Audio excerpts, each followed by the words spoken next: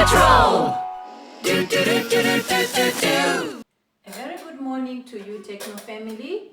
I hope you are all well after the weekend. Today I'm going to talk to the parents.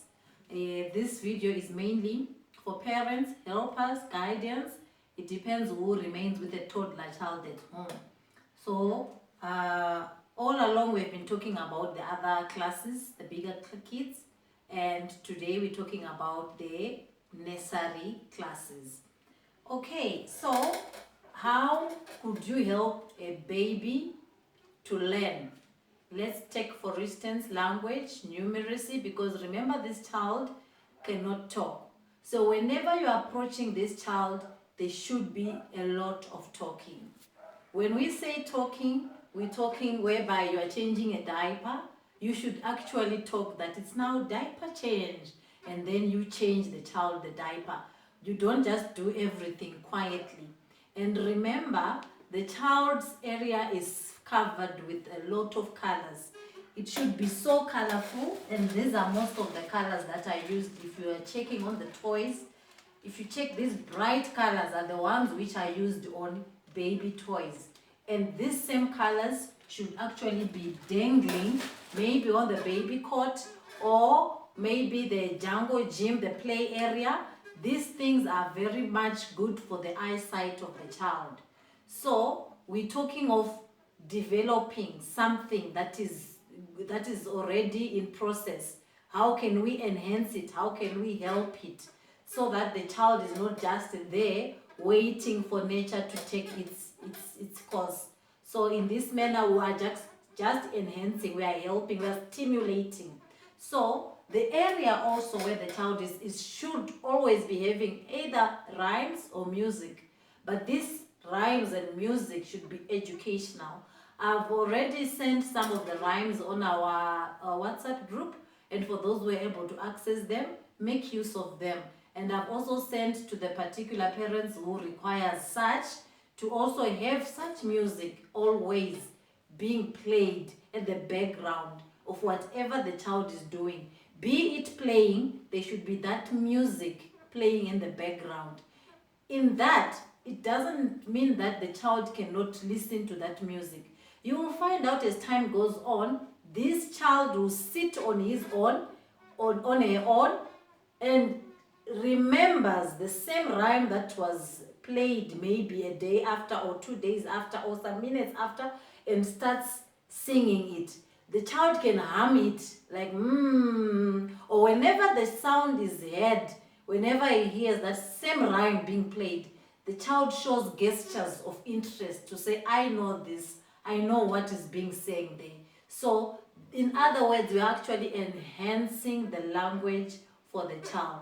Because these rhymes, they've got information. It might be letters, it might be numbers, it might be names, it might be instructional words, whereby a child will be knowing that, oh, running, and maybe sees the other friends running about, or if it is at home, if mommy or daddy is free, whenever that rhyme is being played, try to illustrate, try to rhyme with it, try to action it, so that the child has interest and knows exactly what is happening, other than the area just being quiet. If the area is just being quiet, everything is quiet for that child. There's no development, there's nothing. The child is developing naturally, whereby a child just grows naturally and ends up talking naturally, ends up knowing some words naturally. But in this manner, we are saying we are stimulating. Let the child learn more. We're talking of this age that is starting to know words, starting to know numbers, starting to know letters, but they actually don't make sense of them. They are just knowing them, but they don't even know what it means. That is very good for them. Rhymes should always be played in the background. Colors should always be around the play area for that child. Whatever toys that you make use of, that child should be very colorful, such that it enhances attraction to the child. And once more, the rhymes teach language, the rhymes stimulate language, the child for the development of language, of whatever language you want the child to be exposed to.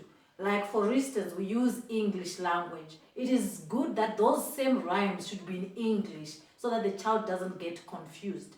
If you are using your home language at home, when you are approaching this particular child that we are trying to develop, try to use English so that it doesn't sound different what he hears all the time and then what he hears the parents talking.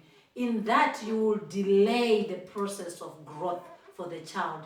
The child will take time to talk because there's a lot of language that are being spoken around him and he's failing to pick up the language.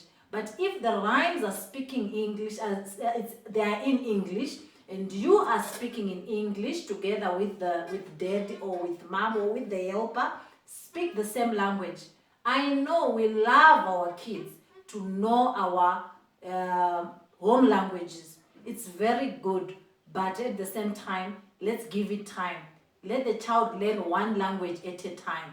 If it is English, let it be English. If the child is going to preschool, let that language be English.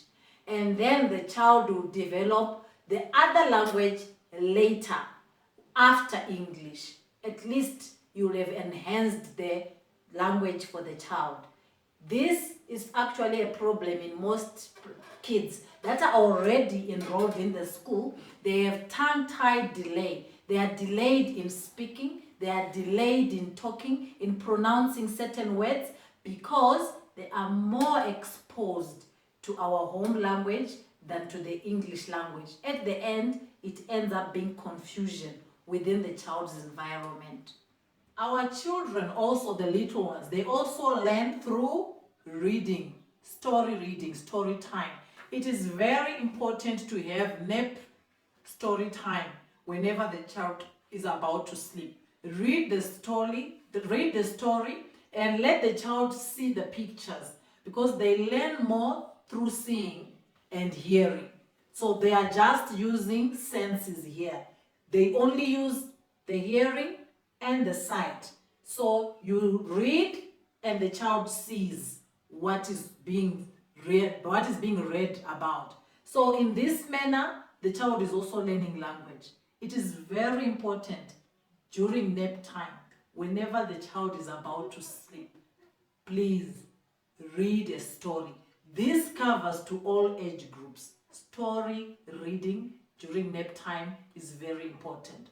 Please, let's be careful of the stories that we are exposing our kids to. They should be humble. They should be they shouldn't be so vigorous, like there shouldn't be a lot of fighting such that it brings emotions within the child's mind. Instead of sleeping, the child is already frightened about the whole story. So the story should be very calm and of course educative, but very calm, such that the child will take it to sleep.